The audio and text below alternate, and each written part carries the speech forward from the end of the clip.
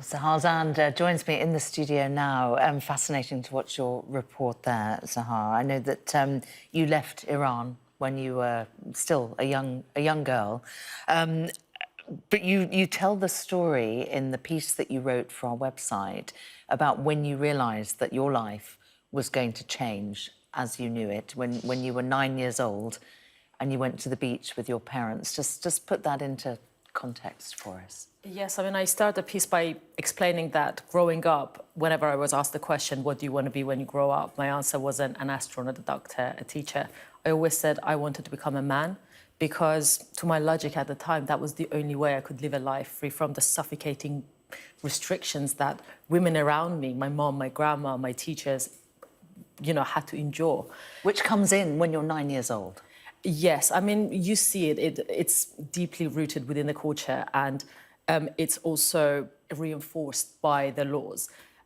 So you're kind of growing up with these restrictions, but then in Iran, when you turn 9, you have legally entered womanhood. And that means following a series of restrictive rules written by men, the most symbolic of which is probably the mandatory wearing of the hijab.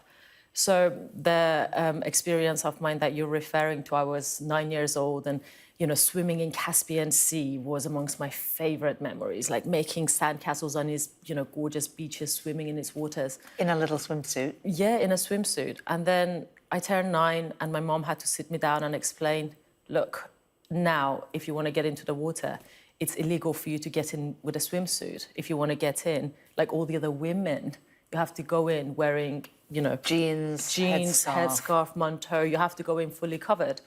And I remember going in and I felt imprisoned. My problem is not with the hijab per se, it's with the having to wear it. And I went in and that very first time I almost drowned. And I remember I could see my mom and dad on the beach and I was trying to call for their help, but they couldn't hear me. Literally and metaphorically from the way you describe it. Yeah, like you couldn't have like made this up. It was just extraordinary how it happened. And I vividly remember the so-called morality police on the beach. They were patrolling to make sure that me or the other girls weren't showing too much hair or skin to, God forbid, arouse the men, because obviously, in their logic, it's the women's responsibility to not arouse the men. 9-year-old women. The 9-year-old women, exactly. I mean, 9-year-old women.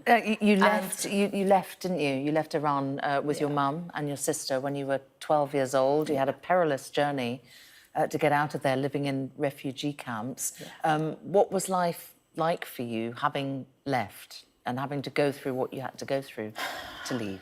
I mean, the plight of the refugees is something that we're all familiar with, getting on boats at the back of lorries, sleeping rough, not being wanted, being stateless, being treated like, you are something extra. No one wants you to be their problem. We lived in several different countries. We lived in refugee camps.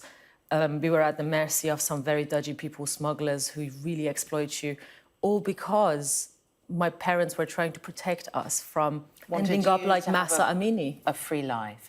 And then you've grown up here and you've had a very different life. Yeah. Then September came and what happened to Mahsa Amini happened.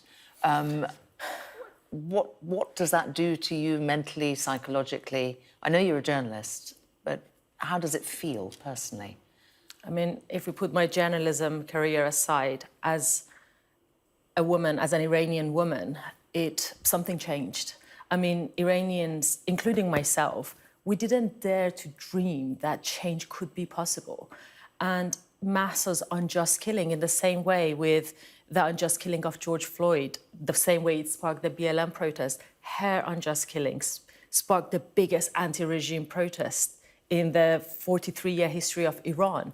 And that's when young women were going out on the street, risking their lives, standing up to the authorities, and it was so inspirational. And of course, they paid the price for it. I was just going to say, because in your piece there, you can see that people who were posting videos were then coming on to post apology videos, weren't they, with the headscarves back on. So the crackdown has been a real thing, hasn't it? Just talk us through what the movement is now? I mean, it might have been pushed a bit underground in terms of the world's media, but where is it, do you think, in terms of its ability to actually make some change? That's a very important question. We're hearing less from people inside of Iran, and that doesn't mean that the protest is over. The protesters fought for women, life, freedom. I mean, these are three simple things that they don't have. They don't have some of the most basic freedoms. And the fact that we don't hear from them doesn't mean that they don't want those things anymore. It means they've been silenced. And that says something to me, especially being in touch directly with the protesters inside of Iran, despite all the restrictions because of internet blackout, the regime's intimidation, etc., safety issues for those who speak to me. They want the world to know that nothing is over, nothing is changed. They still are risking their lives and fighting for change. And just the fact that we don't hear from it doesn't mean it's over. It's still happening underground. And it's more important than ever for the world to listen, for the world to try to hear them out, to continue putting pressure on the Iranian government, to continue looking into the alleged human rights abuses and violations of human rights, to hold the Iranian regime accountable. And as media, it's our responsibility to not, just because we're not hearing from people dying on the streets, to give up on them and to stop telling their stories. Well, I know that you're with us for part of the morning, and I very much, when you come back into the studio again, want to talk to you about what happens now. But for now, we're out of time. But very illuminating talking to you, Sahar. Thank you, Sam. Thank you very much for telling us your story.